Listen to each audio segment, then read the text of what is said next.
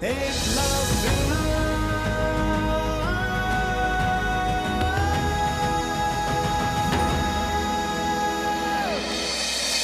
जन्म से ही शत्रुओं का घन घन विनाश किया हो, उसका नाम तो बस एक ही हो सकता है, शत्रुघ्न। इसके जीवन चक्र को काटती इसकी मृत्यु रेखा इसके कुल से होकर गुजरती, अर्थात इस बालक की मृत्यु इसके कुलवंशी के हाथों ही है। महादेव का वरदान है ये कल्यावन। एक बार कल्यावन मथुरा के मध्य प्रवेश कर गया, फिर देखो महिमा महादेव के वरदान की। शीघ्र अतिशीघ्र सेना की एक टुकड़ी उत्तर दिशा से मथुरा पर आक्रमण के लिए रवाना हो। मेरे जीवन पथ पर सरल कुछ भी नहीं था, क्योंकि मेरा भाग्य अपने हाथ पर था, और अपने हाथ में भाग्य मेरे जीवन को चुनौतियां बारंबार दिए जा रहा था। मुझे भाग्य के उस हाथ की अग्नि में तो जलना ही था, जो चारों दिशाओं से परिस्थितियों की अग्नि की आंच लिए मेरी ओर बढ़ रही थी। मेरे जीवन पथ पर सरल कुछ भी नहीं था, क्योंकि मेरा भाग्य अपने हाथ पर था, और अपने हाथ में भाग्य मेरे जीवन को चुनौतियां बारंबार दिए जा रहा था। मुझे भाग्य के उस हाथ की अग्नि में तो जलना ही था।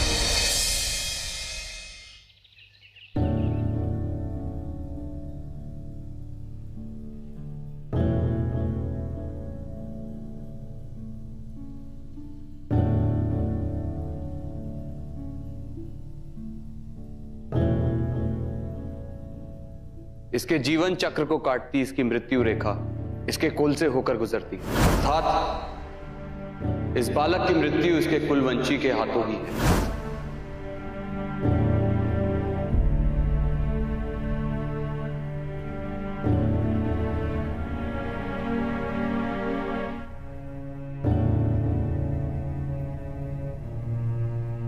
दीदी,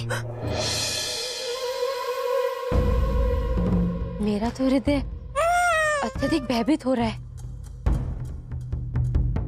आज तो बस बच गया हमारा शत्रुघ्न। कुंडली की बात गलत नहीं होती। शत्रुघ्न के मृत्यु का योग अपने ही कुलवंशी के हाथों है, और आज तो वो सत्य होने ही वाला था।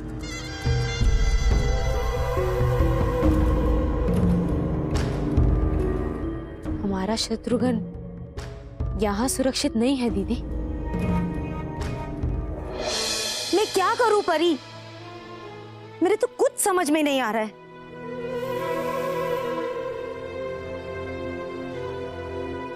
त्याग दो इस घर को, इस कुल को, दूर कर दो इसे इसकी मृत्यु से। वो मृत्यु जो बसी है इस घर में, इस कुल में। दीदी, यदुकुल का परित्याग आपके पुत्र का जीवन दान है, किंतु परंतु ये निश्चय तो आपको ही करना है कि आप अपने पुत्र को क्या देती हैं? मृत्यु या परित्याग के रूप में जीवन दान?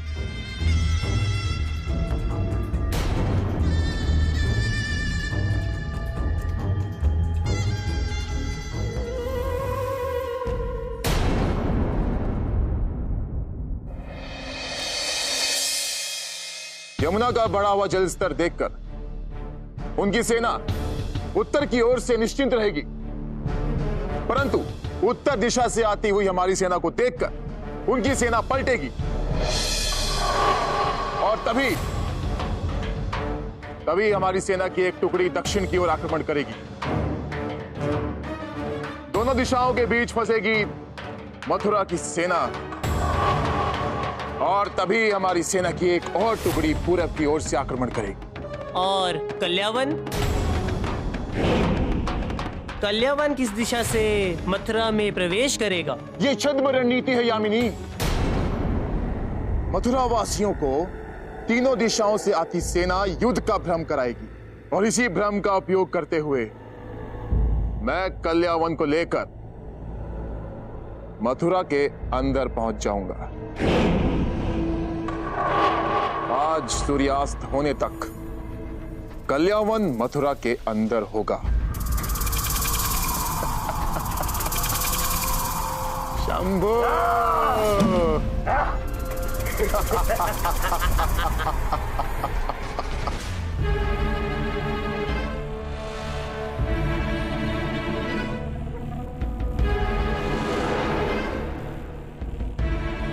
बात क्या है विहारिका? हम यहाँ नहीं रहेंगे। इस घर, इस स्कूल से दूर चले जाएंगे। पापा के घर नहीं तो और भी दूर, मगर यदाकुल से बहुत दूर। यही एक रास्ता है अपने पुत्र को जीवन दान देने का।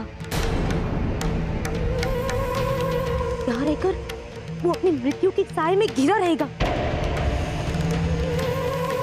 हर पल एक अनहोनी सी परछाई के समीप मैं अपने पुत्र को नहीं रखना चाहती। सुनिए, चलिए ना, हम चलते हैं यहाँ से। हमें यहाँ से बहुत दूर जाना है। चलिए शीघ्र। विहारिका, कुंडली में जो लिखा है और जो आज हुआ, उन दोनों का आपस में कोई संबंध नहीं है। आज जो हुआ वो सिर्फ एक दुर्घटना थी। हमारा पुत्र सुरक्षित है, सब ठीक है, अच्छा है। चिंता किस बात की? और तुमने दाऊ वासुदेव की बात सुनी ना? कुंडली में सिर्फ एक योग है और वो श्राप।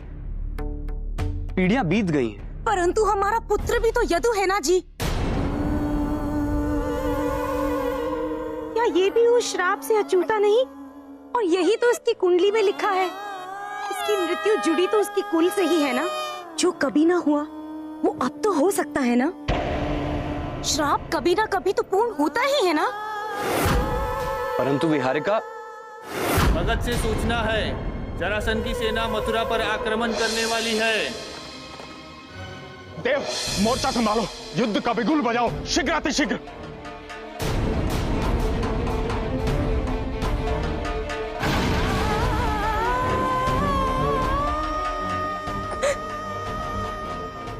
वो पूर्व और दक्षिण दिशा से ही आएगा। उत्तर दिशा से यमुना को पार करना अभी संभव नहीं है। सेना को पूर्व और दक्षिण दिशा की ओर रवाना करो। ये सब व्यर्थ है दाऊ। ये निराशा का कारण का ना? कल्यावान, जरासंध ने इस बार जो रणनीति अपनाई है उसका विकल्प नहीं है हमारे पास। मथुरा को कल्यावान से कोई नहीं बचा सकता, आप भी नहीं, मैं भी नहीं। ऐसा क्या अद्भुत है इस कल्यावान में? कौन है ये कल्यावान?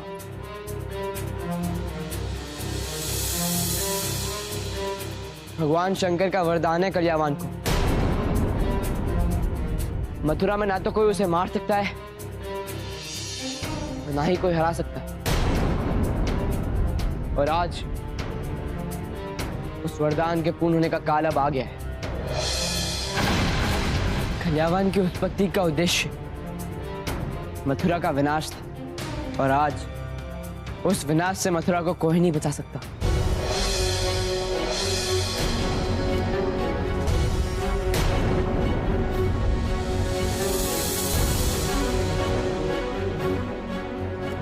मथुरा वासियों का कल्यावान से बचाने का एक ही उपाय है, मथुरा से पलायन।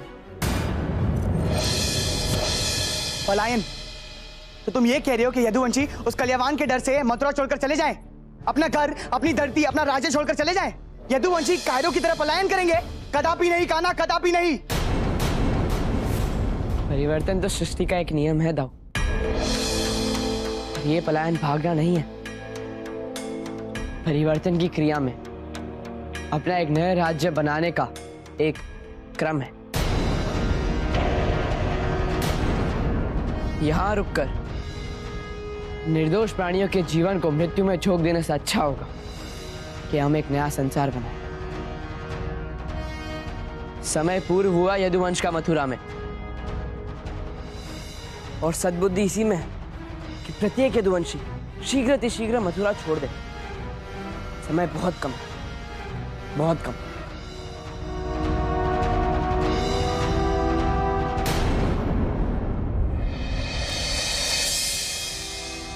कृष्ण सही कह रहा है बलराम। अपने स्वाभिमान के लिए निर्दोषों की बलि चढ़ाना यदुकुल की रीत नहीं है।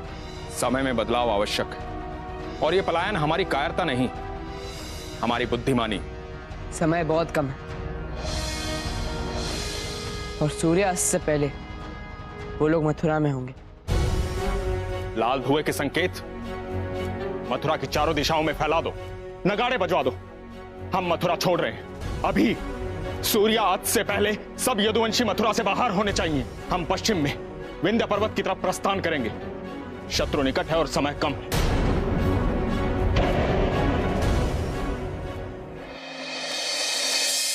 रुको, मैं आता हूं।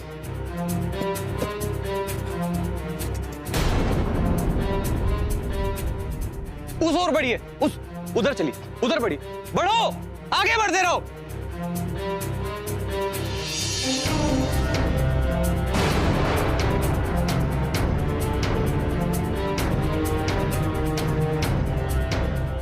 उठिए, छोड़िए इसे, आगे बढ़िए। इसे छोड़िए, आप आगे बढ़िए, उस ओर बढ़िए। दीदी, सोच क्या रही हो? यही समय उपयुक्त है आपके लिए। सब लोग भाग रहे हैं, आप भी भाग जाओ। किंतु परंतु इनके साथ नहीं, इनसे दूर, क्योंकि जितना आप इनसे दूर जाएंगी अपने पुत्र को उतनी लंबी आयु दे पाएंगी। चलो दीदी, सोच क्या रही हो?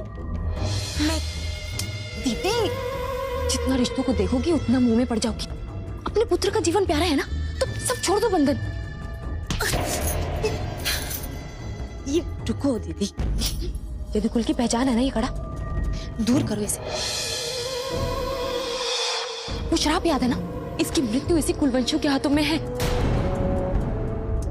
सब भूलकर सिर्फ अपनी ममता को देखो दीदी। देखिए, अपने पुत्र के जीवन दान देने के लिए दूर चली जाओ, बहुत दूर।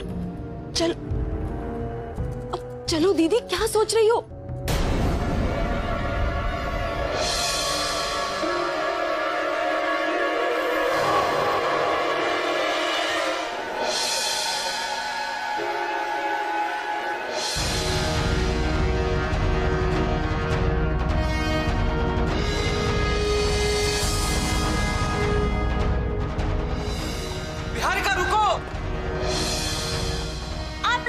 वापस अपने कुल। मैं वापस नहीं आऊंगी, चाहिए। विहारिका!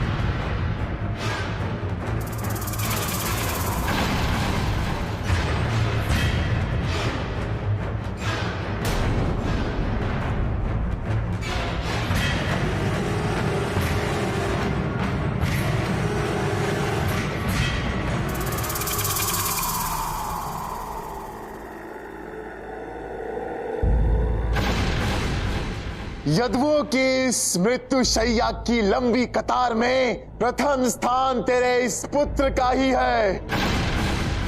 मैंने कहा था ना, देख देख, आज वो स्वयं ही मेरे सामने आ गया है। शुभ है, इस युद्ध का प्रारंभ अत्यंत शुभ है। ले आओ इस यदु को मेरे सामने, जाओ। शंभो!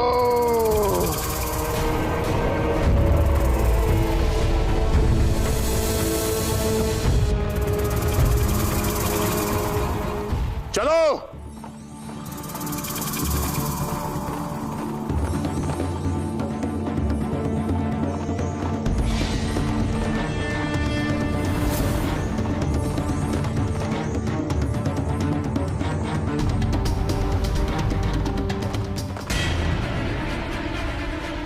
यहीं कहीं होगी वो।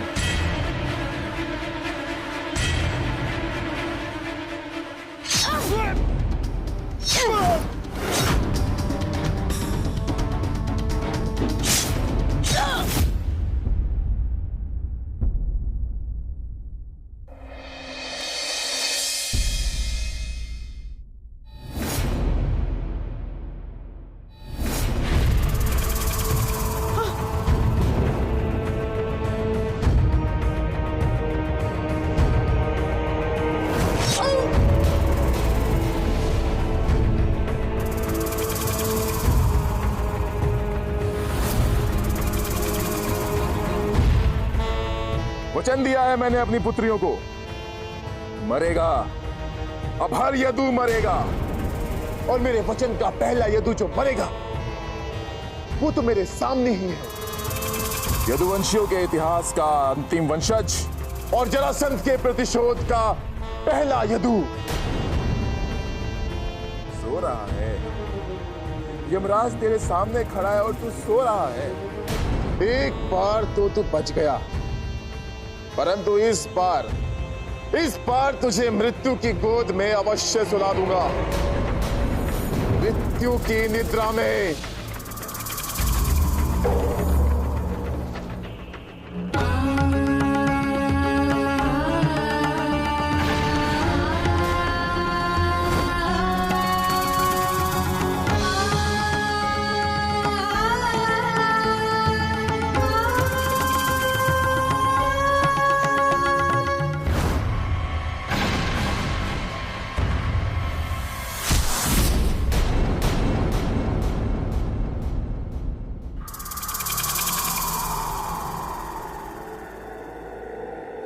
मेरे प्रतिशोध के वचन का प्रारंभ मेरा ये गदा अब तेरे लहू से करेगा।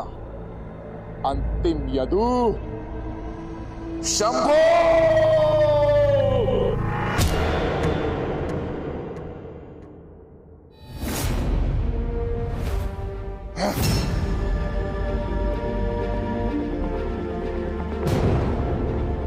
तुम्हारा प्रतिशोध स्वप्न ही रहेगा जरासंध।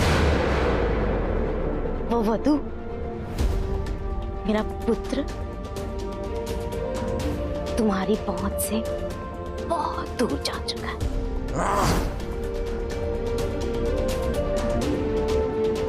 ढूंढो उसे, कहाँ है वो?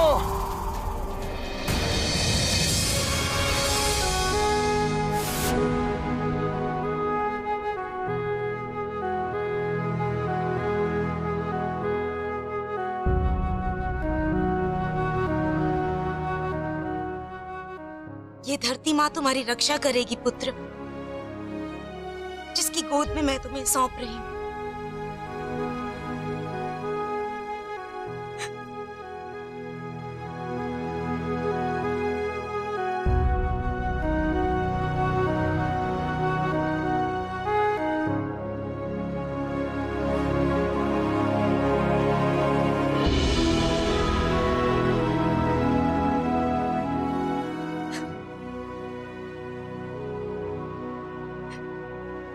ये परित्याग तुम्हारा जीवन है मेरे पुत्र, तुझे जीना है मेरे पुत्र। ये कुंडली, ये भाग्य, ये श्राप, इन सब से लड़कर जीना है तुम्हें।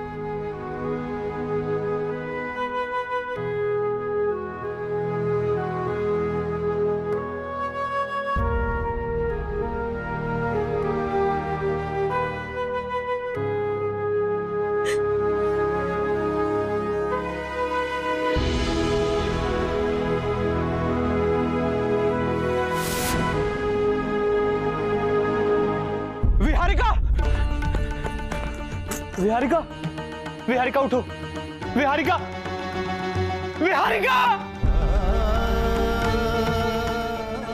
विहारिका उठो।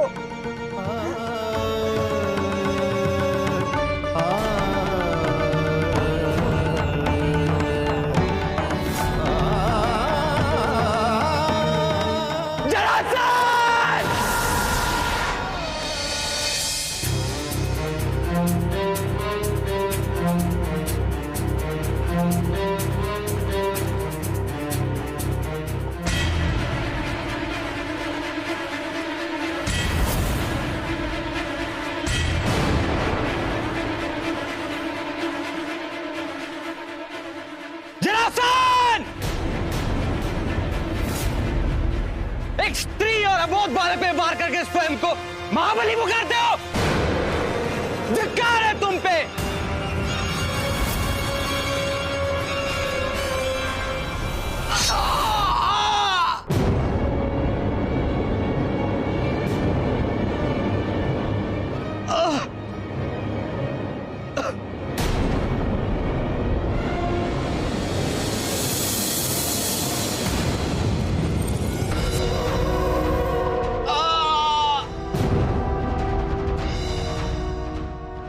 मन से। मैंने हमेशा आपको ही चाहा दे, किंतु परंतु आप हमेशा उस विहारिका के मोह में ही बंधे रहे। कौन से प्रयत्न नहीं किए मैंने आपको पाने के लिए। मुझे क्षमा कर देना मेरे प्रिय थे, क्षमा कर देना।